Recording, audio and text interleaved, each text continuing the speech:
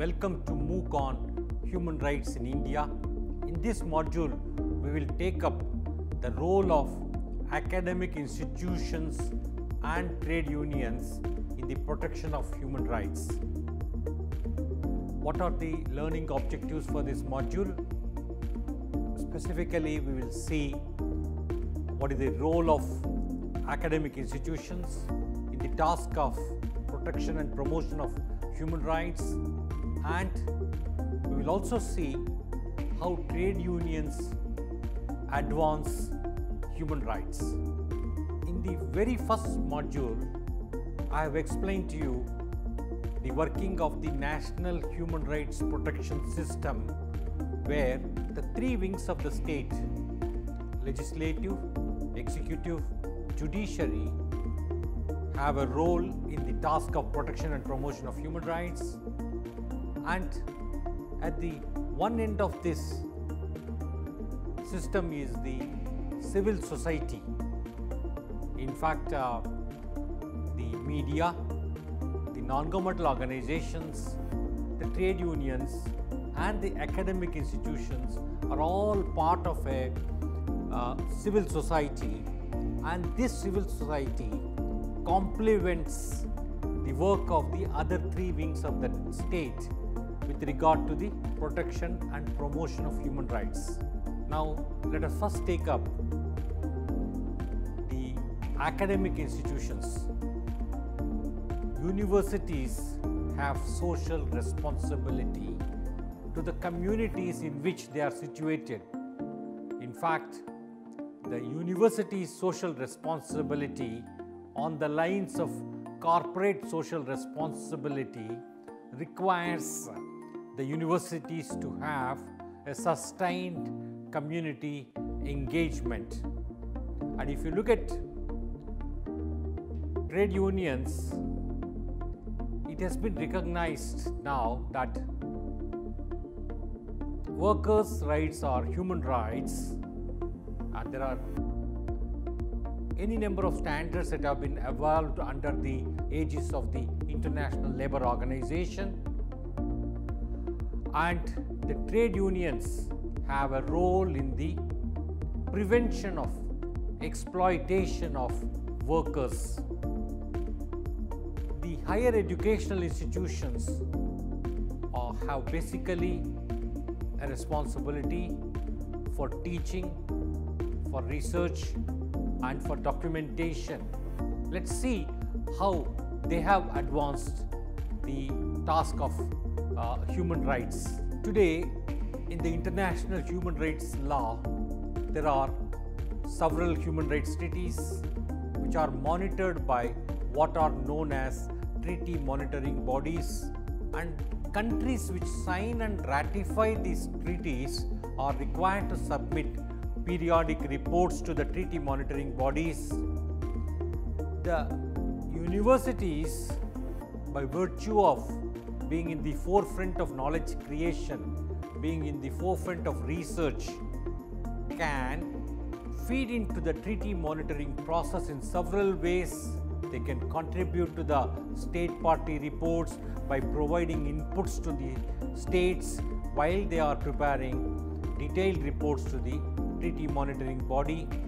On the other hand, they can also submit shadow reports, alternate reports, by presenting the ground realities which the state might gloss over. So, if you look at there are many examples. For instance, Nalsar University of Law submitted a shadow report to the Committee on the Rights of the Child, which monitors the UN Convention on the Rights of the Child. Similarly, the Columbia University-based Center for Human Rights has submitted a shadow report to the Human Rights Committee, which monitors the implementation of the International Covenant on Civil and Political Rights of 1966.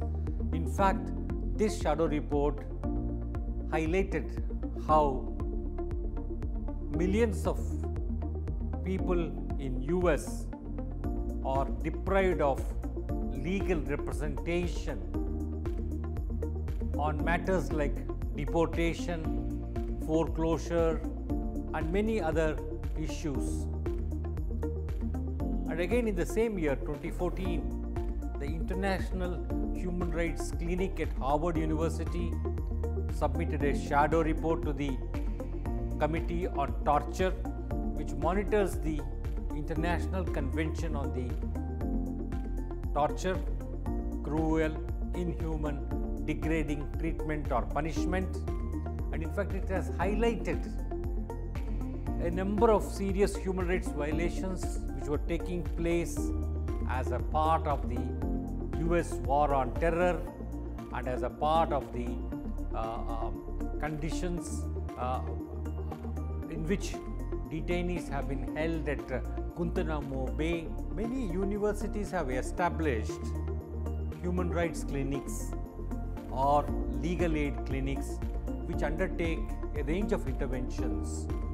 If you look at the international experience, the Human Rights Clinic at Harvard has often intervened in cases in the courts within US or advocated before the Inter-American Commission on Human Rights or Inter-American Court of Human Rights on important matters, and also submitted amicus curiae briefs before the court.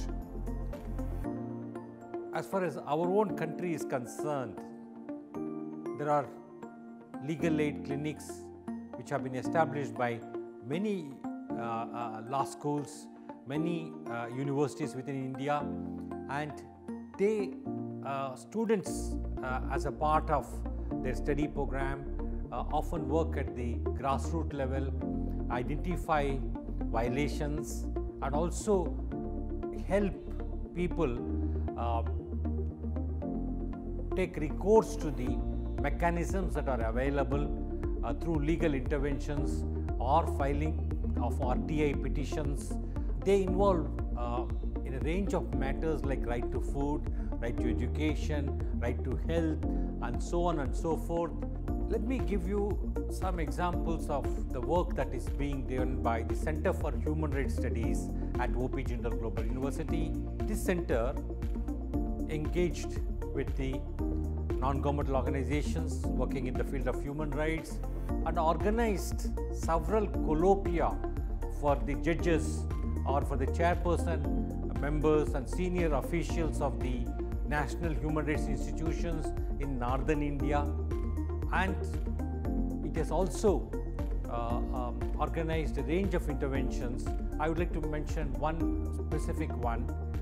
There were extrajudicial execution in the state of Manipur, little over 1,500 of them, and in fact the victims of those extrajudicial executions, that is the wives of those who got killed, organized themselves into a non-governmental organization called Extrajudicial Execution Victims Families, and they moved the Supreme Court of India. And here the students, as a part of the Human Rights Clinic or as a part of the Center for Human Rights Studies, visited Manipur, painstakingly documented each of these cases and gave this information to the amicus curiae, and which has helped the court in many ways, and these proceedings are still continuing, and the Supreme Court has ordered investigation by CBI into a select cases, and the process is still continuing. National Law School, Bangalore has established a chair professor on human rights, which was with the funding given by the National Human Rights Commission. It has also established a chair professor in refugees with the funding received from the UN High Commissioner for Refugees. And these chairs undertake a series of activities for the protection and promotion of human rights. And if you look at many other universities, there are interesting examples by way of establishment of research centers which work in the field of children and law, field of gender justice, or in other important fields like social exclusion. Let me take you to another important aspect of training. In fact, the universities have a role in capacity building of various stakeholders. The Jindal Global Law School and the Institute of Criminology at the University of Cambridge partnered and trained the Indian police officers of the rank of IGs and DIGs as a part of their mid-career Phase 4 training program.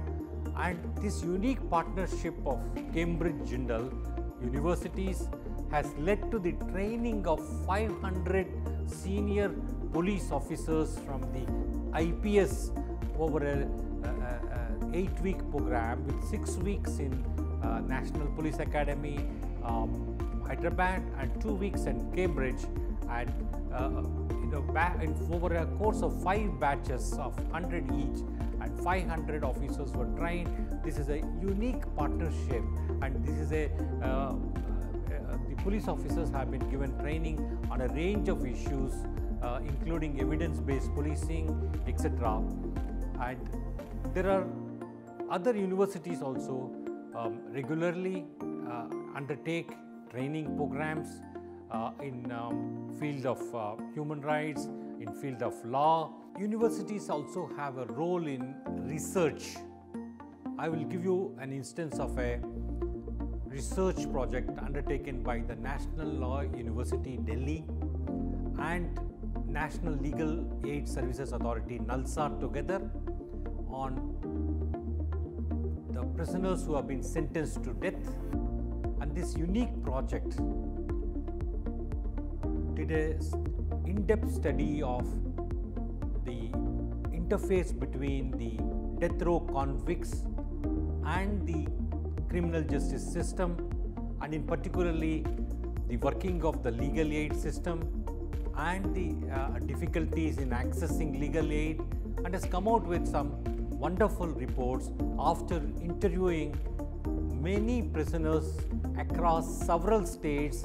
And in addition to prisoners or death row convicts, their family members and lawyers were also interviewed, and this empirical research on death row convicts spanning several states had come out with many interesting findings, and these examples can be multiplied, and there are interesting research studies undertaken by other universities as well on aspects relating to human rights. And the universities also have power to build coalitions across the world, across different countries. For instance, there is a Universities United Against Death Penalty.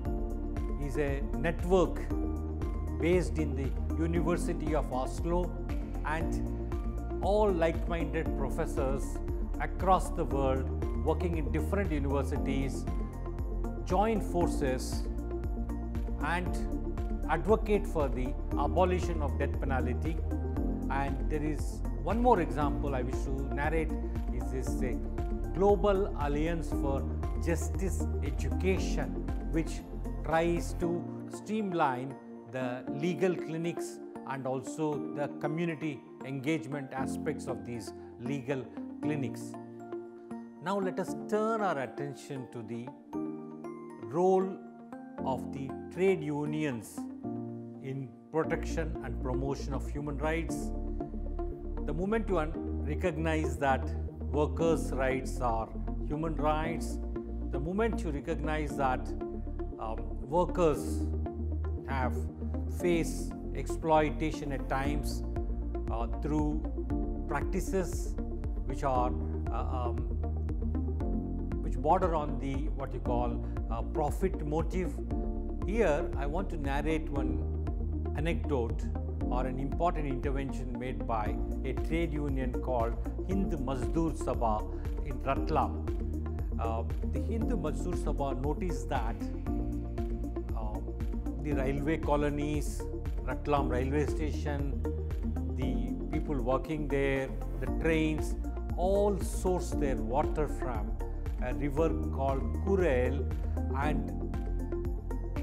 following the establishment of a alcohol plant in close proximity and the release of untreated effluents by that alcohol plant has affected the river water so badly, and the trade union, that is the Hind Mazdoor Sabha, drew public attention to this problem, agitated, advocated, and as a result steps have been taken, directions have been given to that alcohol plant not to release untreated effluents, and whenever the rain occurred, all these